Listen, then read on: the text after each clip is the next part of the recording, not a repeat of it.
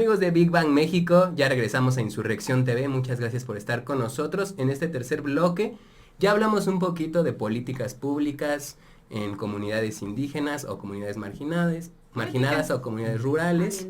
Sí. Y bueno, este tercer bloque se lo vamos a dedicar a los grandes proyectos que el gobierno federal ha anunciado, porque así lo ha hecho, como grandes proyectos, así los ha anunciado. La termoeléctrica en Morelos, la refinería de Dos Bocas en Tabasco, y que hay polémicas, ¿no? Porque incluso los permisos de suelo ni siquiera han estado listos. Claro. Y se sabe que hay una gran repercusión, incluso en el aeropuerto, ¿no? Pero vamos a meter la cortinilla y ahorita regresamos con todo esto.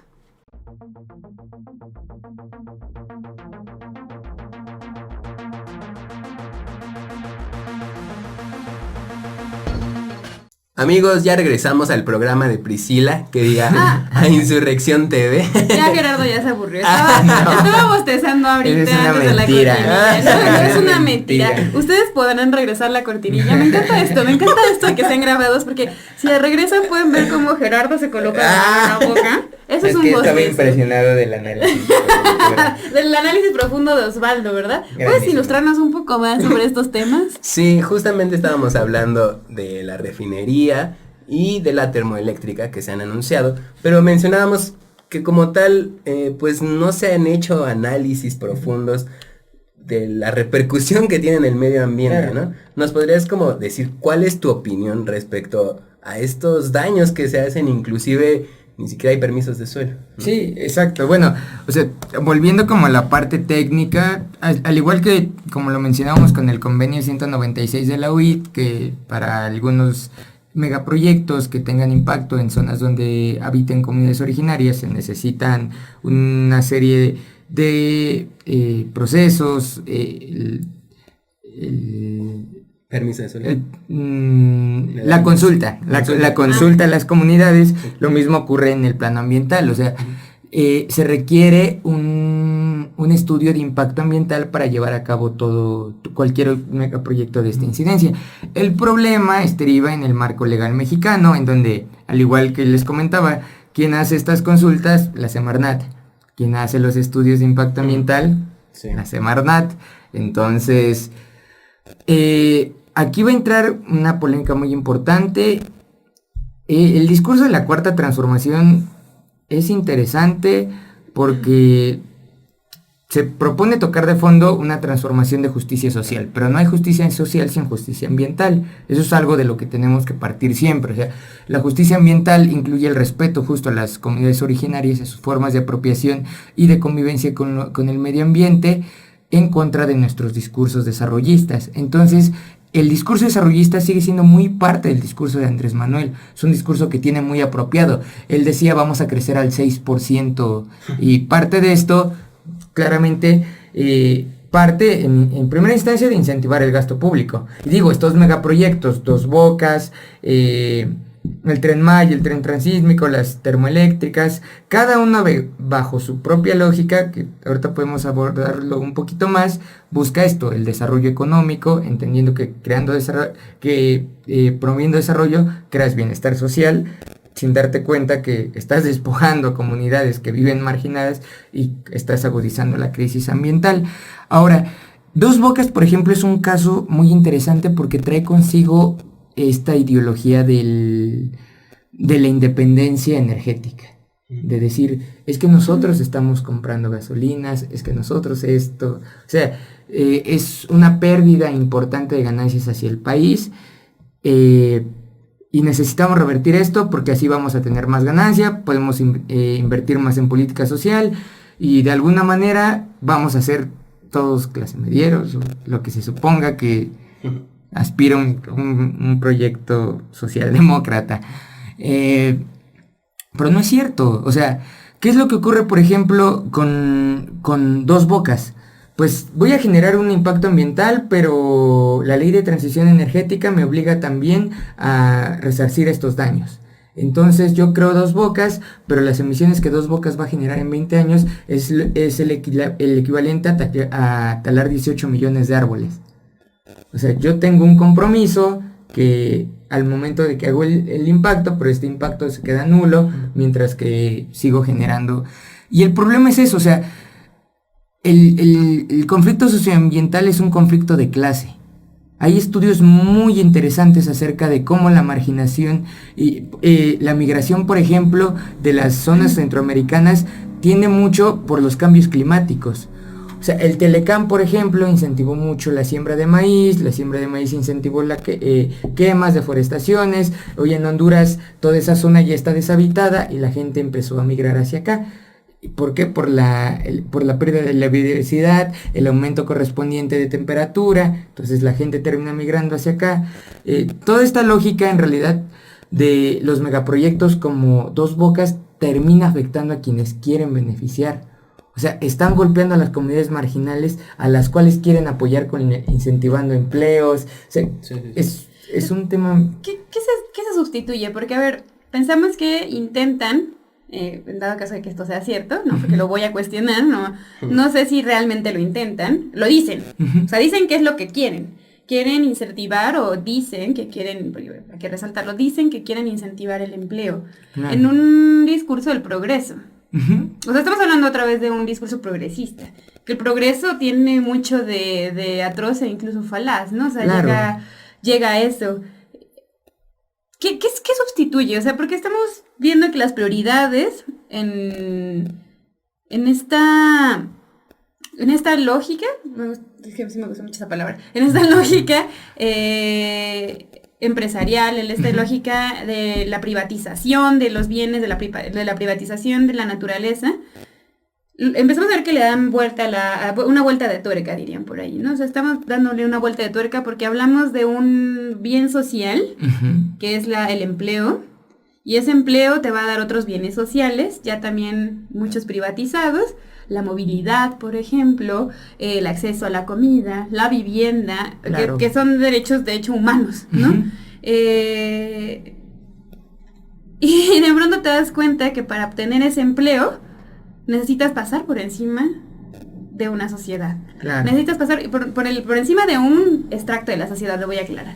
De un extracto muy, muy específico que es la ruralidad, o que es la población que ni siquiera llega a ruralidad, o sea, que se queda en una marginación casi desoladora, claro, o sea, que no tiene como más elementos a la mano. ¿Cómo este proyecto? Porque, no sé, pensemos lo esquemático. Llegan, quitan todo en el pueblo, ¿no? Los desalojan, quitan la posibilidad de una siembra y de pronto llega una gran masa de cemento, llega una gran masa de aviones y se ponen encima de todo eso, quitándole toda utilidad de por vida a la tierra. Claro. Porque ya no va a servir. O sea, esto ya está lleno de químicos, o sea, ya hay un montón de químicos en la tierra que ya nunca, sí, así quites el aeropuerto, se van a poder recuperar. ¿Qué sustituyes con todo eso? O sea, ¿cómo qué está sustituyendo el aeropuerto? Si nos los queremos imaginar así. Justo, o sea, todas las formas de vida que no están inmersas dentro de este discurso desarrollista. O sea, es la negación total de que pueda haber bienestar sin la necesidad de crecer económicamente y sin la necesidad de que sea bajo estos modelos. O sea, el modelo, por ejemplo, del Tren Maya, del tren transísmico, es vamos a interconectarnos, vamos a permitir mayor esa exportación. Ahora, desde aquí ya va a ser más fácil llevar el maíz de las comunidades hacia acá, pero a 20 kilómetros de donde están sembrando, ya pase a fregar otro campo de siembra para hacer rieles y para que el tren pueda caminar. O sea, es que ya llegamos a esa contradicción inevitable del discurso desarrollista. O sea, claro, no podemos crecer sin afectar, y sin afectar a quienes realmente le están haciendo un mayor bien hacia los ecosistemas, hacia su preservación y hacia formas de vida no hegemónicas por la imposición real de este. Yo insisto, o sea, yo creo que el gobierno de Andrés Manuel en este sentido es muy dual y contradictorio e interesante.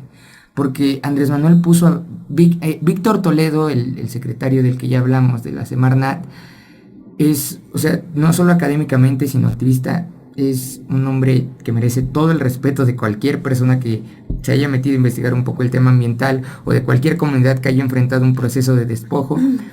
Pero ¿hasta dónde le va a dar la capacidad. Hace poco él hizo un mapeo a nivel nacional de cuántos conflictos socioambientales había. Y es obvio que o sea, ahí hay un triunfo gigantesco, y es que metimos a la gobernanza ambiental el concepto de conflicto socioambiental, que es propio de la línea más radical. Y desde ahí es obvio que Víctor va a tratar y le va a dar prioridad a las comunidades antes que al desarrollo.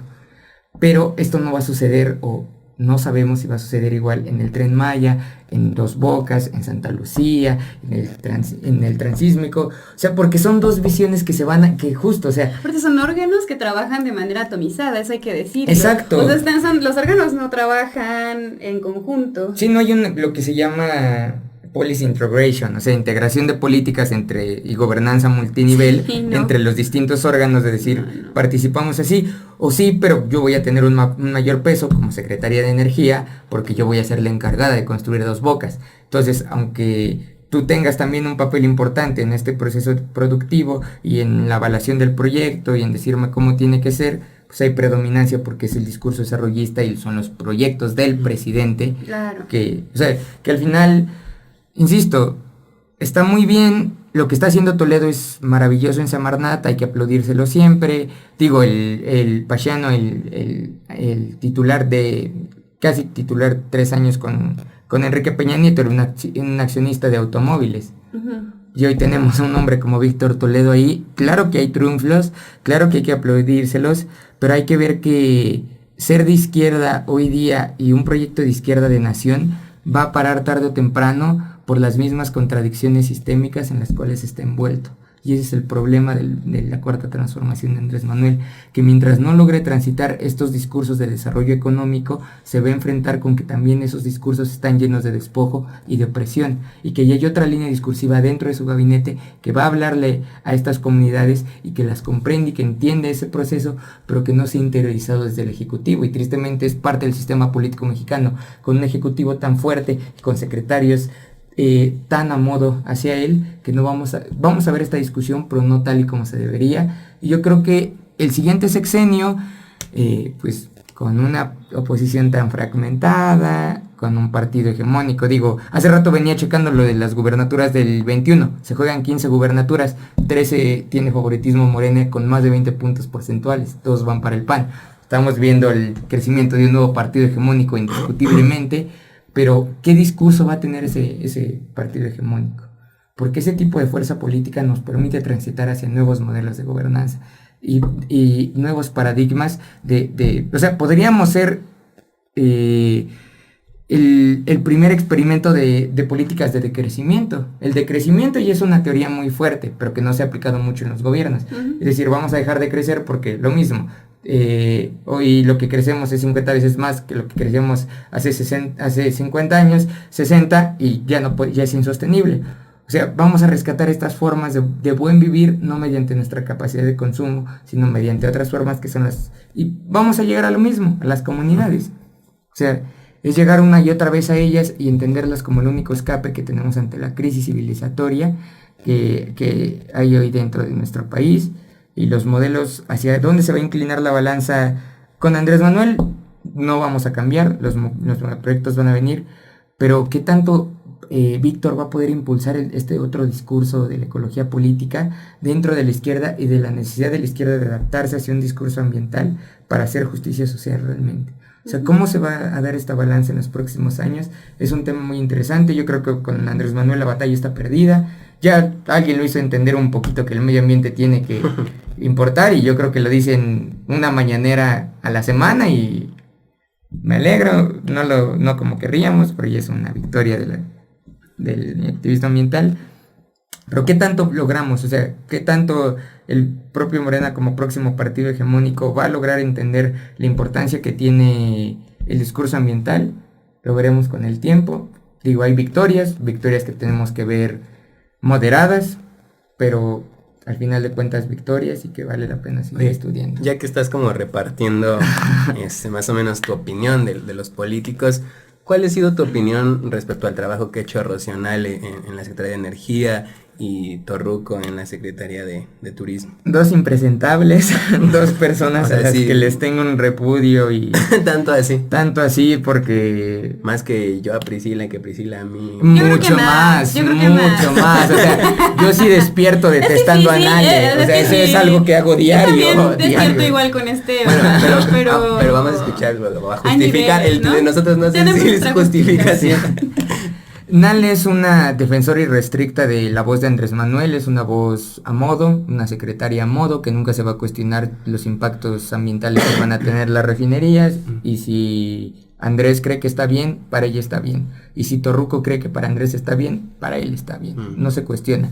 Toledo no, Toledo es una voz crítica, que se separe, que creo que es el hombre, bueno, Sánchez Cordero me cae muy bien, digo, Toledo es el hombre más presentable del gabinete.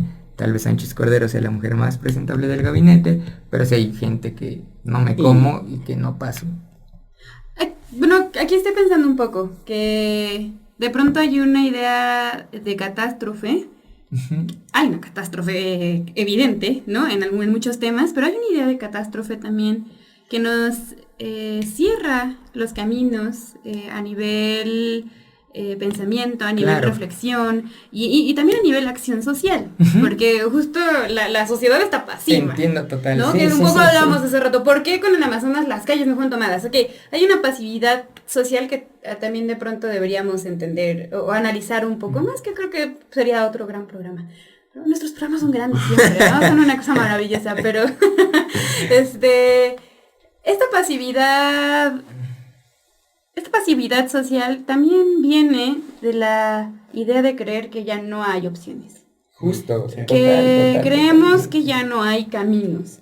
Creemos que ya no hay una forma de social diferente, que no hay una forma de gobernar distinta, que no hay una forma del sistema económico que sea posiblemente distinta. Son caminos que incluso desde la propia academia nos van cerrando, ¿no? Claro. Diciendo, ya no sé, no hay otra opción, no hay otra opción, no hay otra opción.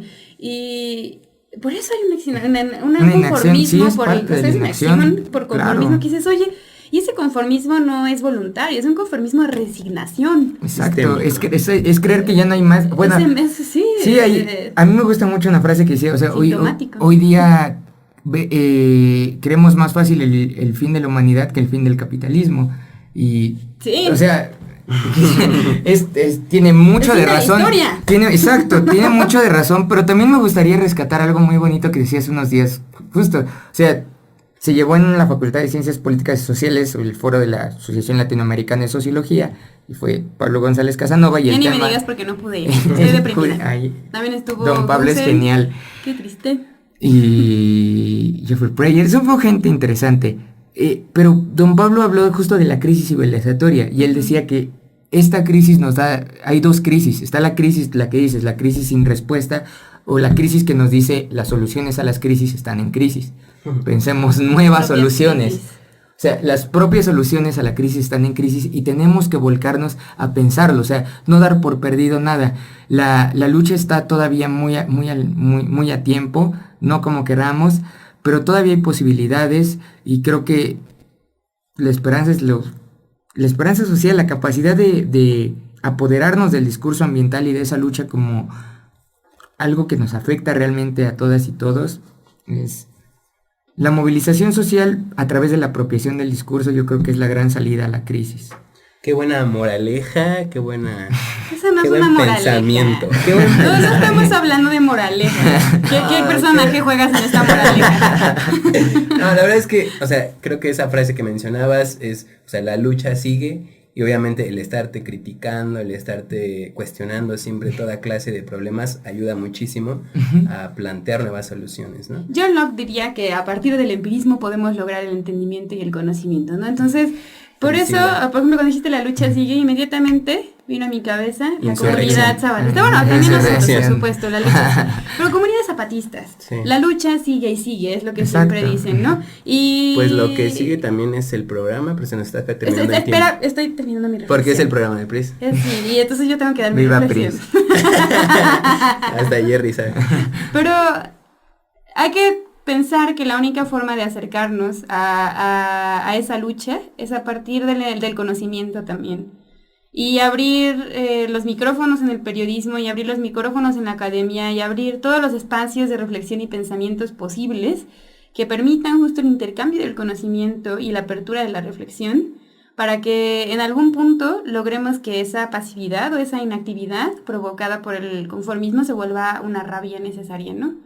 Y que sepamos que el clima importa mucho más que nada, que justo el clima condiciona de muchas formas lo que estamos viviendo ahora y que muchas de las crisis, como en sus propias crisis, tienen una solución. Entonces yo les recomiendo que sigan viendo Insurrección. Yo también. Que nos sigan y quizá por ahí se les ocurra una solución a ¿Por qué tantos no? problemas que existen Sí, en Por esta supuesto. sociedad. Y aquí en Insurrección pues tenemos los micrófonos abiertos Y también. el puño alzado. Siempre arriba. Muchas gracias por un programa más. Y gracias a nuestro invitado. Gracias a Gerardo, ustedes por Príncipe, invitarme. claro. académico, experto. Por fin un académico que venga a hablarnos. Con experiencia en foros. Muchas gracias, Jer. No, al contrario, gracias por invitarme. Pues ya lo tienen. Nos estamos viendo en la próxima emisión de Big Bang México a través y justamente Insurrección. Sean insurrectos todos. Insurrectos.